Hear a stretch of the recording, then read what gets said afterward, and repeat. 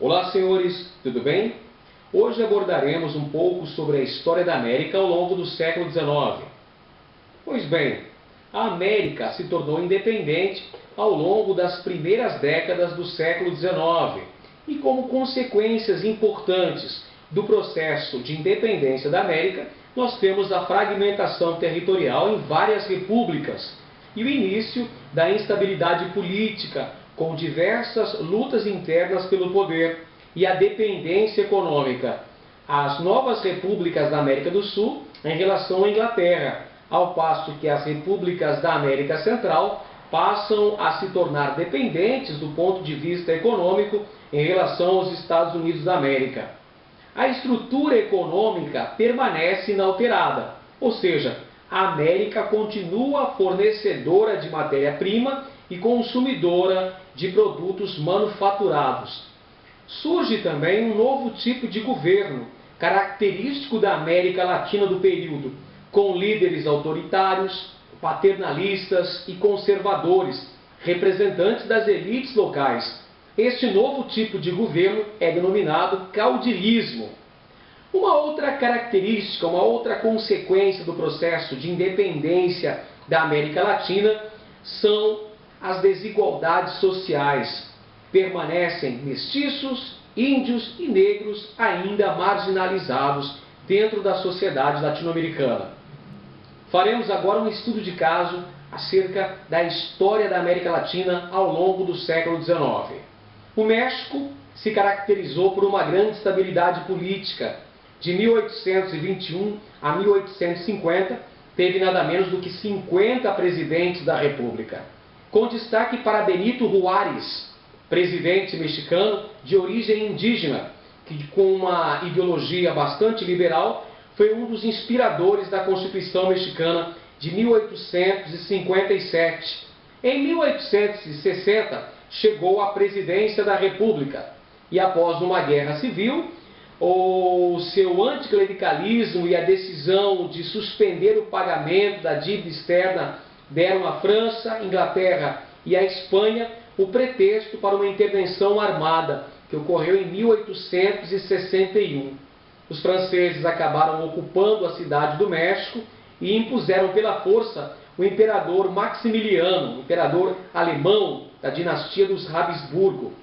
Juárez organizou a resistência e em 1867 promoveu a retirada das tropas francesas e o fuzilamento de Maximiliano de Habsburgo e voltou à presidência da República, cargo que ocupou até a sua morte. Porfírio Dias é outro importante presidente mexicano entre o final do século XIX e o começo do século XX.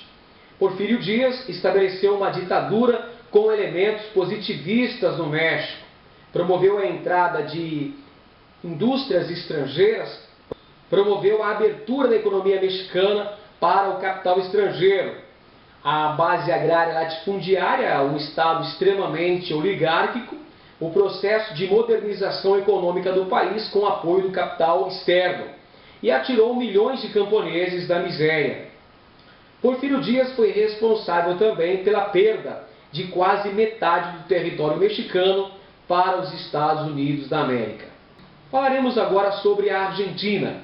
A Argentina, o processo inicial de formação do Estado Nacional argentino é marcado pelo conflito entre unitaristas e federalistas, que leva à ditadura de Rosas, um governo extremamente autoritário que conseguiu a estabilidade política interna, manteve a integridade nacional e favoreceu o crescimento econômico e ainda perseguiu os opositores.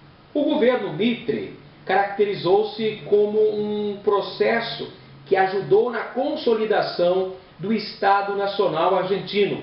Durante o governo Mitre, Buenos Aires se impôs sobre o restante do país. O governo de Sarmiento, um intelectual, produziu uma série de reformas culturais, tecnológicas e sociais. Outro aspecto importante na história da América ao longo do século XIX, sem dúvida, foi a Guerra do Pacífico, um conflito pelo domínio de áreas produtoras de adubo ocorrido entre 1879 e 1883, confrontando o Chile, apoiado pela Inglaterra, as forças conjuntas de Bolívia e do Peru. Ao final da guerra, o Chile anexou ricas áreas em recursos minerais de ambos os países derrotados. Pois bem, senhores, agora analisaremos os Estados Unidos da América ao longo do século XIX. Durante o século XIX, os Estados Unidos assistiram a um significativo aumento populacional. De 3,5 milhões de pessoas, na época da independência, em 1776, o país passou a abrigar cerca de 7 milhões de habitantes em 1801. Durante esse período histórico, ocorre a vinda dos emigrantes europeus. O que facilita a vinda dos emigrantes europeus para os Estados Unidos são as más condições de vida na Europa, as muitas terras disponíveis nos Estados Unidos da América e a necessidade de mão de obra. Tudo isso vai contribuir para o processo de expansão territorial norte-americana, com a famosa Conquista do Oeste. Também no século XIX nós temos o aumento da produção de alimentos, a busca de terras para plantio e pastagens e a busca de metais. A descoberta do ouro em 1849 provocou a famosa Corrida do Ouro nos Estados Unidos. Também durante o século XIX nós temos o estabelecimento de uma política ideológica muito importante nos Estados Unidos, a chamada Doutrina do Destino Manifesto, ou seja, que os Estados Unidos estariam predestinados a dominar a América. O governo estadunidense promoveu inúmeras anexações territoriais, dentre elas a compra da Louisiana junto à França, da Flórida junto ao governo espanhol e do Alasca junto à Rússia. Através de acordos diplomáticos, os Estados Unidos também conseguiram algumas anexações, como o Oregon, anexado junto à Inglaterra. E através de guerras, os Estados Unidos da América conseguiram os territórios do Texas, do Novo México e da Califórnia, que pertenciam anteriormente ao México. Dentre as principais consequências da expansão territorial norte-americana, temos o crescimento demográfico de 9 milhões em 1820 para 30 milhões de habitantes em 1860. A imigração incentivada pelo governo, o famoso Homestead Act de 1862, que muito beneficiou na entrada de imigrantes, principalmente irlandeses, nos Estados Unidos da América.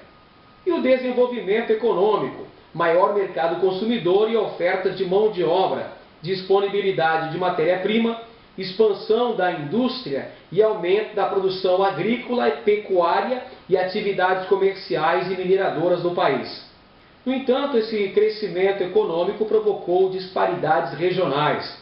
Enquanto Norte e Nordeste se tornaram regiões industriais com forte burguesia e grande número de operários, o Centro e Oeste se caracterizou como região agropastoril formada por colonos desbravadores, ao passo que o Sul dos Estados Unidos se caracterizou como um latifúndio agroexportador e escravista. Uma outra consequência do processo de expansão territorial foi o massacre e o confinamento de milhares de indígenas. Em consequência das disparidades econômicas e sociais vividas pelos Estados Unidos em meados do século XIX, tivemos a Guerra de Secessão, travada entre 1861 e 1865, entre o Norte, a União, representada pelo Partido Republicano, contra o Sul, os Confederados, representados pelo Partido Democrata. Enquanto o Norte defendia o protecionismo e o abolicionismo, o Sul era favorável ao livre-cambismo e ao escravismo. A causa imediata da Guerra de Secessão foi a eleição do presidente Abraham Lincoln em 1860, representando os interesses da burguesia nortista. Em 1861, os estados do Sul separaram-se, formando então os Estados Confederados, liderados pelo presidente Jefferson Davis. Em 1863, ocorre a abolição da escravatura no país e em 1865, a derrota definitiva do Sul. No entanto, o presidente Abraham Lincoln acaba assassinado. Como consequências importantes da Guerra de Secessão, temos as pesadas perdas humanas, cerca de 600 mil mortos, a supremacia política e econômica dos estados do norte, o crescimento industrial. Os negros, apesar de livres, permanecem marginalizados e sem direitos, e o surgimento de grupos racistas no sul do país, a Ku Klux Klan. Uma outra característica importante dos Estados Unidos ao longo do século XIX foi a doutrina Monroe. A chamada doutrina Monroe foi enunciada pelo presidente estadunidense James Monroe, que governou o país entre 1817 e 1825. Em 1823, ele afirmou que a América deveria ser dos americanos, ou seja, o seu pensamento consistia em 3 pontos principais: a não criação de novas colônias na América, a não intervenção nos assuntos internos dos países americanos e, principalmente, a não intervenção dos Estados Unidos em conflitos relacionados aos países europeus, como guerras entre esses países e suas colônias. Doutrina Monroe, criada pelo presidente James Monroe. América, para os americanos, era a expressão que sintetizava essa doutrina, que já apontava para o imperialismo estadunidense que viria a seguir. Falaremos agora sobre a política do Big Stick, criada pelo presidente Theodore Roosevelt. Uma das expressões principais da política do Big Stick norte-americano foi a construção do Canal do Panamá. O Canal do Panamá é um canal de 82 quilômetros que corta o Istmo do Panamá, ligando assim o Oceano Atlântico ao Oceano Pacífico. De 1903 a 1977, o território foi controlado pelos Estados Unidos da América, que construiu e financiou esse canal. De 1977 até 1999, o canal esteve sob jurisdição conjunta dos Estados Unidos e também do Panamá. O uso militar da zona pelos Estados Unidos acabou quando esta retornou ao controle panamenho. Ela é agora uma destinação turística, especialmente para navios de cruzeiros. A República de Cuba é atualmente o único estado socialista das Américas. Cuba foi uma colônia espanhola até 1898, quando houve a guerra entre Espanha e Estados Unidos. Até 1902, Cuba foi dependente dos Estados Unidos. Após essa data, passou por mais 31 anos como protetorado estadunidense. Pois bem, senhores, essas são algumas das principais características da história da América durante o século XIX. Por hoje é só. Um grande abraço.